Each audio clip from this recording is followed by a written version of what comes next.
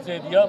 मैं प्रधानमंत्री जी के संबोधन का स्वागत करते हुए अपनी तरफ से, अपनी पार्टी की तरफ से एक बार फिर से तमाम देशवासियों को स्वतंत्रता की दिवस की ढेर सारी बधाई देता हूं। आज के दिन ज़रूरी है उनके बलिदान को भी याद रखना, जिन्होंने आज़ादी की लड़ाई में अपना सर्वोच्च निछावर करने का काम किया। उन शहीदों को, उन बलिदानियों को, जिन्होंने देश को आज़ादी दिलाने के लिए अपना घर परिवार सब भूलकर उन्होंने अपना सर्वोच्च हमारे देश के लिए समर्पित करने का काम किया।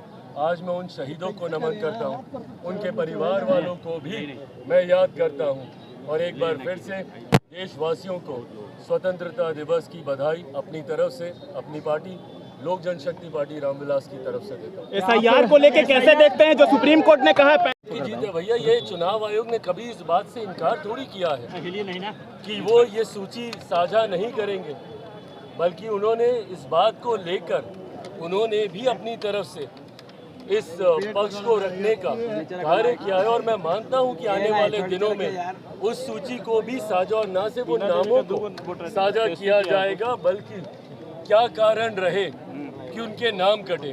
कई कारण हैं, या तो किसी की मृत्यु हो गई, इस कारण से नाम कटा, या किसी व्यक्ति का पलायन हो गया और वो दूसरे राज्य का जाके वोटर बन गया, इस कारण से नाम कटा होगा, या जो डुप्लीकेसी हम लोग देख रहे हैं कि एक ही वोटर का नाम दो दो जगह पर है, उन नामों में कटौती की गई होगी।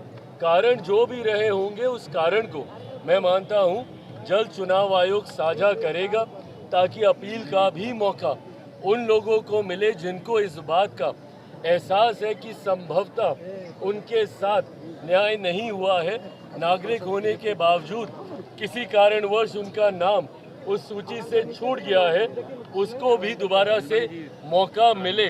इसके लिए भी तीन स्तर पर अपील करने का प्रावधान एसआईआर के माध्यम से किया गया है। उनको ये मौका मिले, उसके लिए इस सूची को साझा करना ज़रूरी है। सुप्रीम कोर्ट ने भी इस बारे में निर्देशित किया है और मुझे लगता है जल्द चुनाव आयोग ये करेगा। आपकी सांसद वीणा देवी है, उनका भी 2 वोटर आईडी आया है सामने। तेजस्वी यादव ने कहा है कि एनडीए के नेता लोग लगातार इस्तेमाल कर रहे हैं इसका। जिनके भी है भाई, ये प्रक्रिया इसीलिए तो की गई है ना कि अगर डुप्लीकेसी ऑफ वोट किसी का है, इसीलिए इस प्रक्रिया को अपनाया गया है कि उसको रिफाइन किया जाए। पर ऐसे में जब इस प्रक्रिया पे भी विपक्ष सवाल उठाता है और जिस तरीके से भारत की संसद को विपक्ष चलने नहीं देता, ये अपने में चिंता का विषय है। क्या विपक्ष इसमें सिर्फ राजनीति करना चाहता है? क्या विपक्ष ये नहीं जानता कि ये एक स्वतंत्र संवैधानिक संस्था से जुड़ा हुआ विषय है? इसमें भारत सरकार का क्या लेना? आज आप भारत की संसद को नहीं चलने दे रहे। बताइए मुझे कि अगर भारत की संसद में एक बार के लिए आपकी मांग को पूरा भी कर दिया जाए और सदन में बहस हो जाए, इस बात का जवाब राहुल गांधी, नेता प्रतिपक्ष लोकसभा और नेता प्रतिपक्ष बिहार विधानसभा, इस बात का जवाब दें। अगर वो इसका जवाब दे देंगे, मैं स्वयं केंद्र सरकार से आग्रह करूंगा कि सदन में इसको लेकर बहस शुरू कराई जाए। बताएं, अगर सदन में बहस होगी तो इसका जवाब कौन सा मंत्री देगा? किस मंत्रालय के अंतर्गत चुनाव आयोग आता है? इस बात का जवाब दें विपक्ष के तमाम नेता। क्या आप चाहते हैं कि चुनाव आयोग लोकसभा में आकर जवाब दे कि राज्यसभा में आकर चुनाव दे? ये लोग सिर्फ एसआईआर को लेकर हंगामा कर रहे हैं। अभी तक किसी भी नेता, किसी भी दल ने कोई भी आपत्ति चुनाव आयोग के समक्ष दर्ज कराने का काम नहीं किया।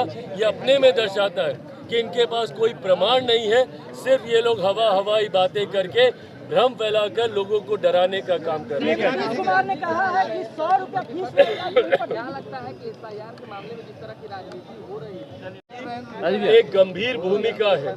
ऐसे में अपनी भूमिका को की जिम्मेदारी उनको समझनी चाहिए।